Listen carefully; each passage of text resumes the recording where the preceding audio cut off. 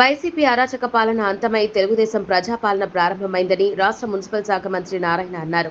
Thanks to Gandhiji పేరుతో నెల్లూరులో తెలుగుదేశం భారీ ర్యాలీ నిర్వహించింది. అంబేద్కర్ విగ్రహానికి పాలాభిషేకం చేసి నివాళి అర్పించిన పార్టీ నేతలు అక్కడి నుంచి గాంధీ బొమ్మ వరకు భారీ ర్యాలీ నిర్వహించారు. అనంతరం గాంధీ విగ్రహానికి పాలాభిషేకం చేసి నివాళి అర్పించారు. ఈ కార్యక్రమంలో మంత్రి నారాయణ, ఎమ్మెల్యే సోమిరెడ్డి చంద్రమోహన్ రెడ్డి, కోటంరెడ్డి శ్రీధర్ రెడ్డి, పాసం సునీల్, కూరుగొండ రామకృష్ణ, టీడీపీ జిల్లా అధ్యక్షుడు అబ్దుల్ అజీజ్ పాల్గొన్నారు. వైసీపీ అరాచక పాలనతో అన్ని వర్గాలను ఇబ్బందులకు గురిచేసిందని నారాయణ విమర్శించారు. అన్నా క్యాంటీన్లను త్వరలోనే పునరుద్ధరిస్తామని ప్రకటించారు. సర్వేపల్లిలో జరిగిన మైనింగ్ అక్రమాలు, భూ కుంభకోణాలు, సాగునీటి పేరుతో జరిగిన దోపిడీలపై విచారణ జరిపించాలని సోమిరెడ్డి కోరారు. ఇచ్చిన హామీలను నెరవేర్చేలా చంద్రబాబు అధికారం చేపట్టిన వెంటనే 5 సంతకాలు చేయడం అభినందనీయమని అన్నారు.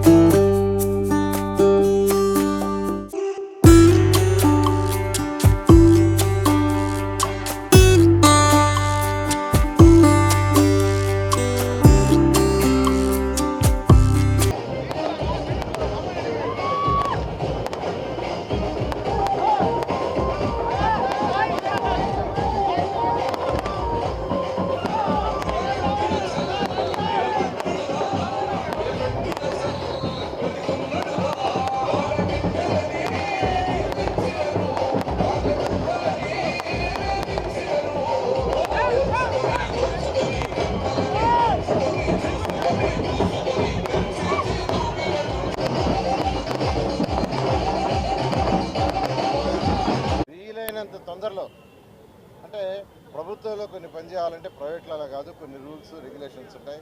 అవన్నీ రేపు డిస్కస్ చేసి వీలైనంత తొందరలో ఈ రాష్ట్రంలో పెట్టిన 203 అన్నా క్యాంటీన్ శాంక్షన్ చేశాను. అవి కాకుండా మరొక 150 ఆ రోజు ముఖ్యమంత్రి గారు రూరల్లో కూడా పెట్టమని చెప్పారు.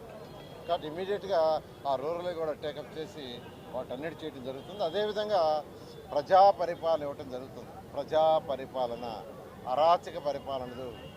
అదేవిధంగా ఇప్పుడు చంద్రమోహన్ గారు చెప్పినట్టుగా ఎవరైతే దోచుకున్నారో, ఎవరైతే ఇల్లీగల్గా చేశారో వాళ్ళందరినీ చట్టబద్ధంగా శిక్షించిన మాట వెనుకాడం.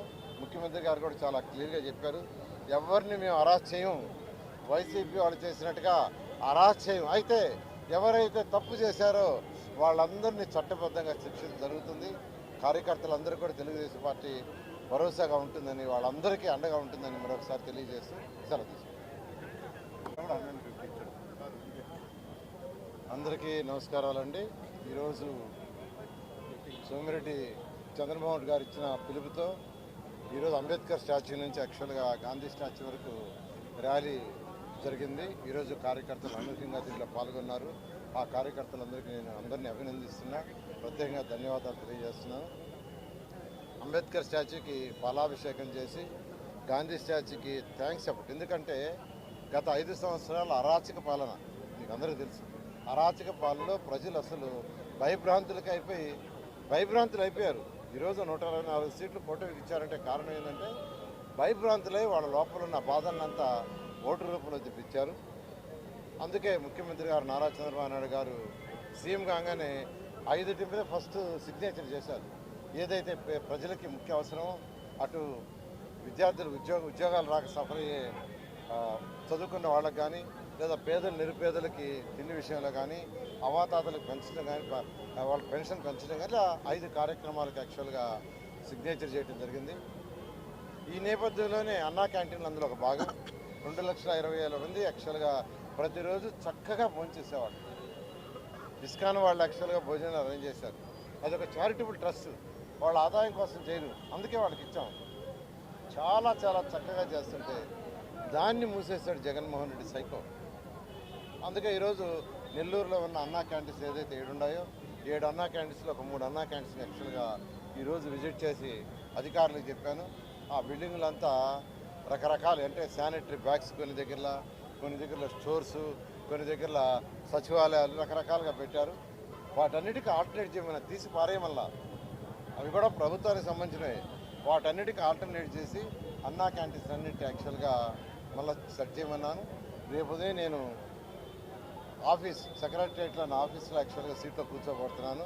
ఫస్ట్ రివ్యూ అన్నా క్యాంటీన్స్ చేయమని అధికారులు కూడా ఆదేశించాను. వాళ్ళంతా మొత్తం డీటెయిల్స్ ఇస్తున్నాను. అంటే వీటన్నిటికి తోడు నేను చేసిన 5 సంవత్సరాలు చేసిన ఉద్యమాలు, ఒక మద్దతు ధర పంచులు కట్టుకొని నడిచాం, ఒక జన్కో అఖిల పక్షంతో కలెక్టరేట్ నిలదీశాం, ఒక lock of death Udayagiri Narayana, ఒక కరుణాకర్, ఒక 2 అక్కడ చచ్చిపోయింది.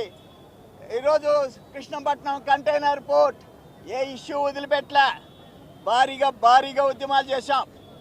ఈరోజు ప్రజల మన్నన పొందాం, ప్రజలు ఆశీర్వదించారు, మా మీద బాధ్యత పెరిగింది. మా నాయకుడు ఏదైతే దుర్మార్గమైన ల్యాండ్ యాక్ట్ పెట్టాడో రద్దు, ఒక్క కలంపోటుతో రద్దు చేశాడు, పారేసేసాడు.